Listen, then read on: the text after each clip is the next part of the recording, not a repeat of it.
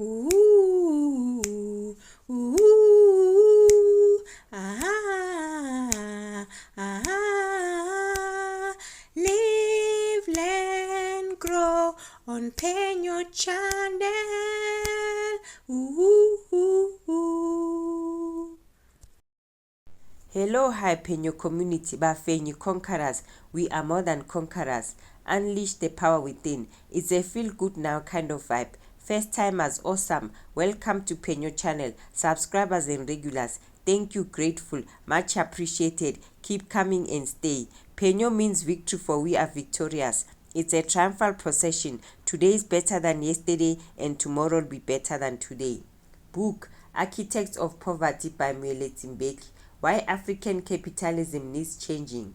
Africa does not need solutions or question and answer sessions. Africa needs implementations and sustenance strategies. We know by now what needs to be done and what went wrong. One generation blames the other. Before they know it themselves, they are old. The young ones are blaming them, and the cycle continues. Here's the summary of the book. The world has done just about everything it can to help Africa develop, but there are few positive results to show for its efforts. African nationalism was a movement of the small westernized black elite that emerged under colonialism. Its fight was for inclusion in the colonial system so that it too could benefit from the spoils of colonialism. The colonial system was not designed to develop the productive capabilities of colonies. The driving motive of colonialization was to extract the continent's mineral and agricultural raw materials to be shipped for processing into manufactured goods. With this as their only aim, all the colonizers required from the colonized was a steady supply of unskilled labor. All skilled labor was shipped in from the metropole.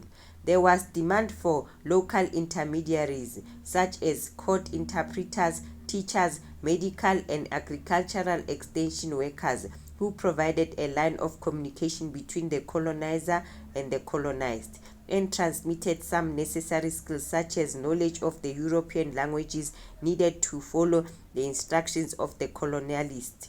It was out of this group of educated intermediaries that the African nationalist movement emerged.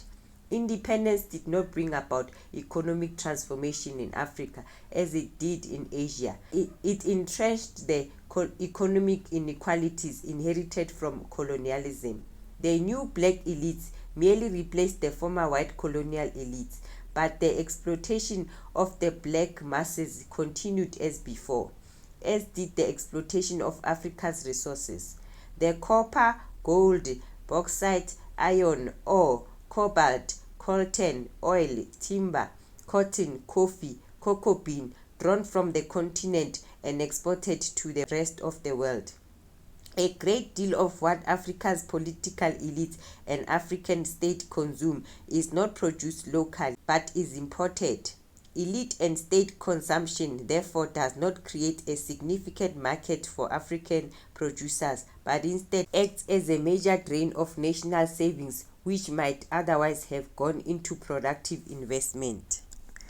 The higher the price foreigners pay for our minerals, the larger the number of people who can be sustained by government social grants without working.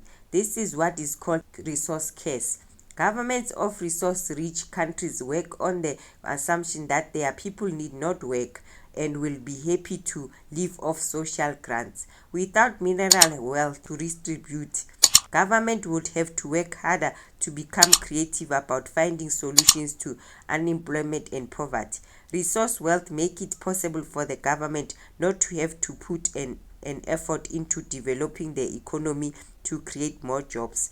The reason why South African manufacturing industries are unable to compete against those in China, India, Vietnam, and Indonesia is not that laborers in Asia are paid slave labor wages. In fact, wages there do not differ materially from those paid in South Africa.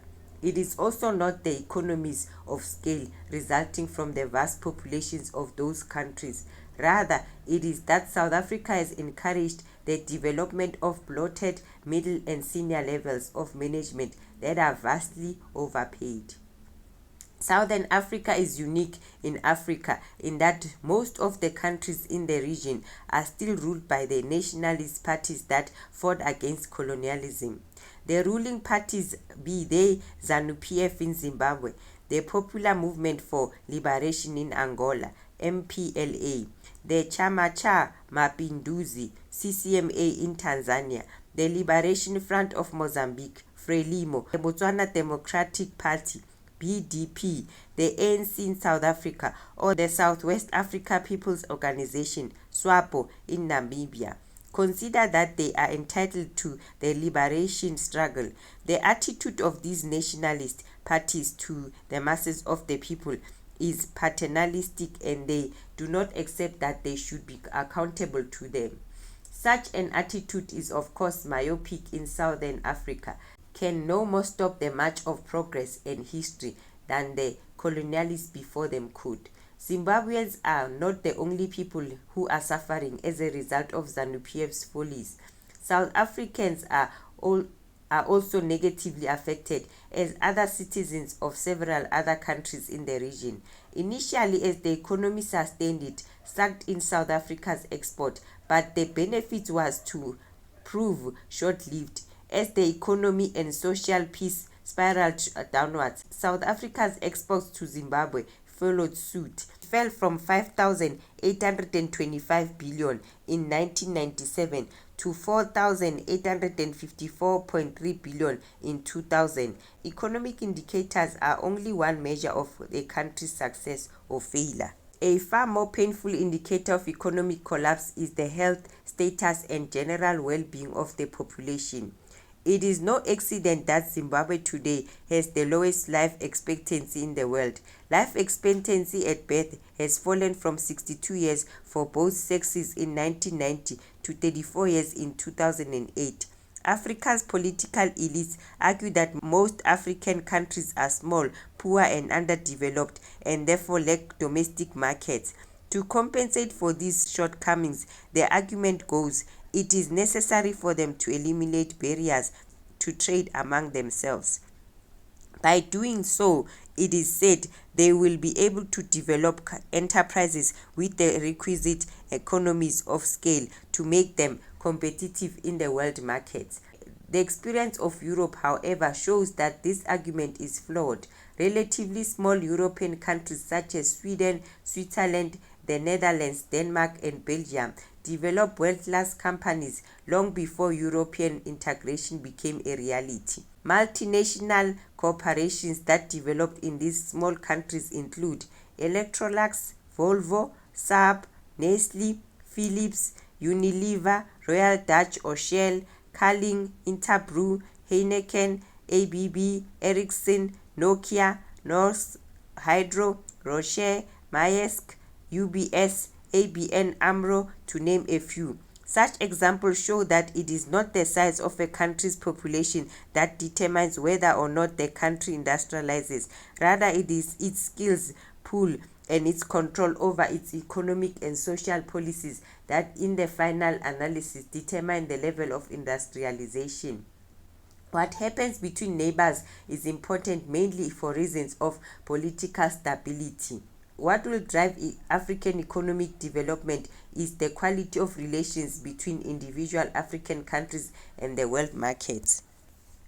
In the African context, Mauritius is a good illustration of a small country that has followed the developmental model of Western European countries of a similar size, exploiting world markets to develop its own industries. Algeria, a complacent political elite that lives off liberation, struggle history and methodology, vast natural resources, gold, platinum, coal, ferroalloys and so on. In place of Algeria's oil and gas, large revenues from these natural resources with which feeds the underclass and allows the elite to pocket the rest through various means, including corruption and growing unemployment among young graduates in an economy that is not creating jobs. All this is not to imply that what happened in Algeria will occur in South Africa. However, the Algerian situation might be regarded as an early warning signal. From Lagos to northern Namibia along the Gulf, running the length of this amazing coastline, are hundreds of oil rigs rendered visible at night by the flames of the natural gas they flare. The rigs are not connected to the mainland. They pump crude oil from the bowels of the earth to waiting oil tankers, those ships. They carry the oil straight from the rigs of the great oil refining industries in the United States, Asia, and Europe. Another commodity Africa is selling to the rest of the world. In the past, it was its people. Today, it's its natural resources. The way the powerful in Africa, instead of enriching their societies, sell off the country's assets to enrich the rest of the world. In return of this service, these powerful Africans receive the crumbs from the tables of the foreigners who make their fortunes by processing Africa's resources. Whether slave trade or oil trade, this is known as mercantile capitalism. Mercantile capitalism is the earliest form of capitalism, and its principle is buying cheap and selling dear. Africa needs new rulers, the people themselves, who understand that the path to a prosperous future lies in hard work, creativity, knowledge, and equity. What went wrong has been the massive mismanagement by Africa's ruling political elites, with the help of Western powers, of the economic surplus generated in Africa in the past 40 years. Thanks for watching. Kindly like, share, comment, and subscribe. Be the light and keep shining. Heart to heart, from my heart to yours, it's all love.